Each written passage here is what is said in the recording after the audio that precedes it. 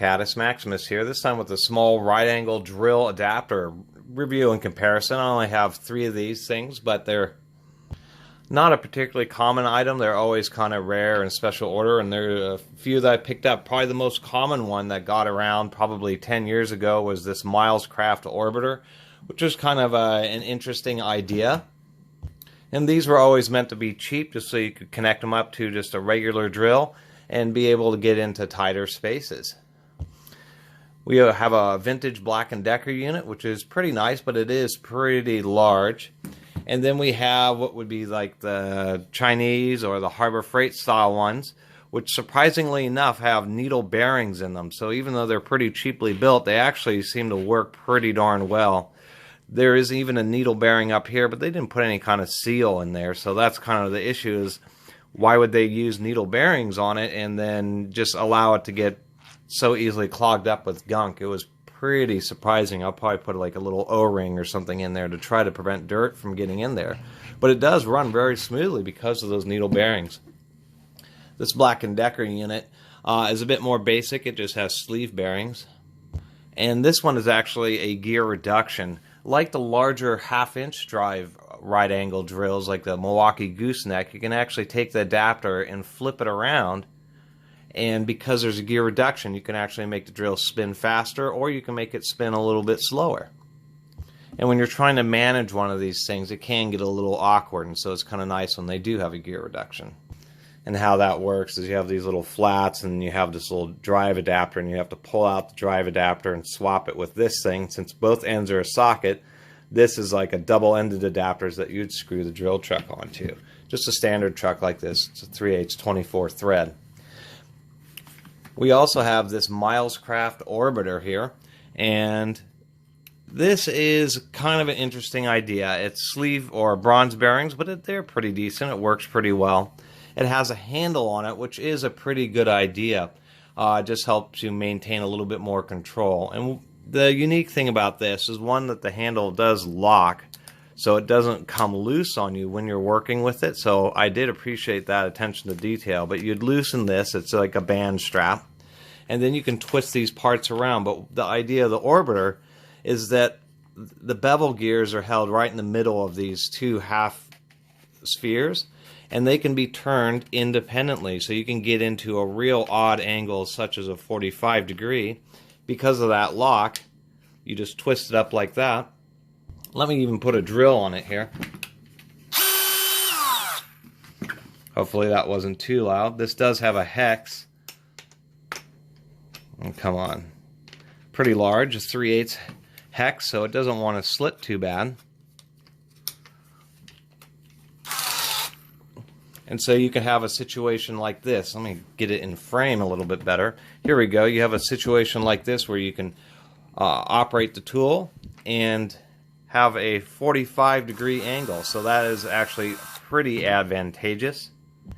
And it actually is pretty easy to use. If you need to just readjust it, you just pull back the little latch, twist it, and then adjust it however you need to. If you really need just a full 90 degrees, you just do something like that until it locks, and then now you have a full 90 degrees. Sometimes it gets a little awkward like this, where the handle isn't in the exact position that you want it, so you always have to kind of fiddle around with it a little bit. Sometimes you have to get it set at 90 degrees and then move the handle where you want it, and then lock it up again. And so you could be in a situation like this where you're doing a 90 degree. That's what kind of makes this Orbiter a more useful version than the others, is just because it has that versatility that you can adjust it to get just the right angle that you need, and that the handle here can swing all the way around 360 degrees independently of the two halves of the adjusting head, so you can really get it in just the right shape. And to tell you the truth, as far as a right angle drill adapter, this is probably about as good as they ever got. Is these Milescraft. There may be some others out there online, but I think, you know, a lot of people thought these were gimmicky, and they're not made for high torque, but they ended up working pretty well. I mean, generally speaking, they're not a replacement for a actual right angle drill.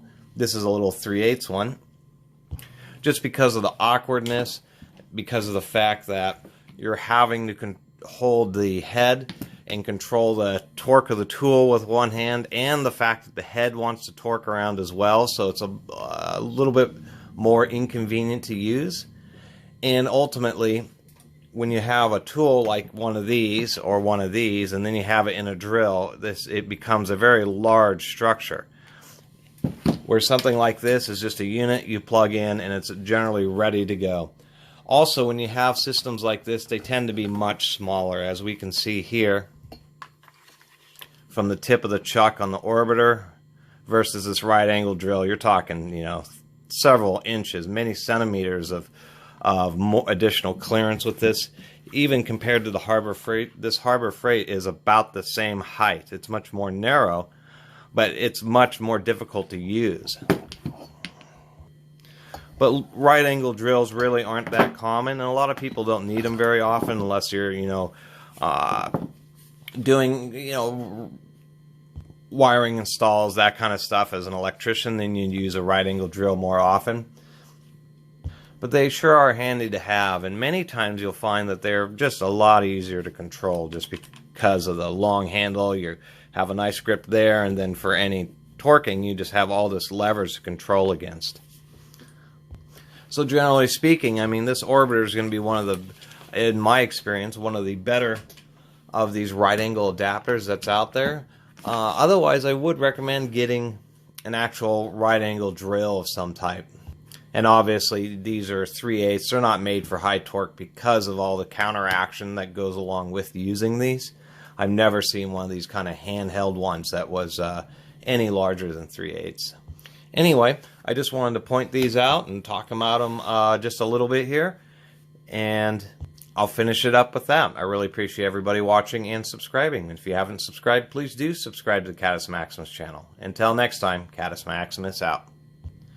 Actually, I'm going to do a little bonus section here. I thought at the end of this video, I was just going to open up this Black & Decker. I was thinking about donating it, so I figured I'd show you guys inside. It's nothing too exciting. There's just some bevel gears. This would generally be how all these are assembled.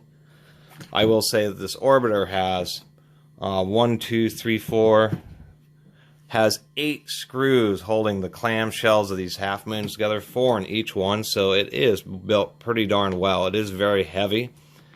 And another reason I generally feel pretty good about it is just the fact that, you know, there is a bit of steel, some decent sized gears inside that unit. Get these screws out of here. There's just 4 screws. The one thing I was going to point out on this older Black & Decker stuff is this is cast aluminum, but that is some very good casting work. There is just no little pieces fell out of the sand cast. This was very good sand cast and very good control on good quality aluminum, because it's very difficult to sand cast detail like that. Really pretty nice. That's something that you don't see as much actually today because of the expense of having high definition sand casts on aluminum. And you have to have just the right aluminum and have a high degree of temperature control, and ends up just not being worth it. Cast aluminum, you know, on many products today it still looks pretty good, but for some reason some of this older stuff has some of the best cast aluminum I've ever seen. I shouldn't say that, but very good. And so here's the inside of this Black & Decker. They cast it and then they machine the 2 flats, and the machining's very good. It hardly leaks any grease just because of the fitment of the 2 halves. They're so flat. But we can see we have a smaller gear here and a larger gear here, and so that's what gives us a reduction. It's about 1/3.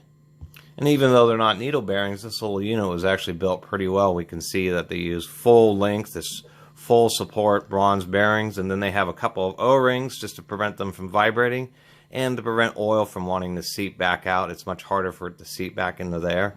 And it looks like those may be forged gears. I'm not exactly sure. Anyway, I just wanted to add this to the end of the video just so people could see inside one of them.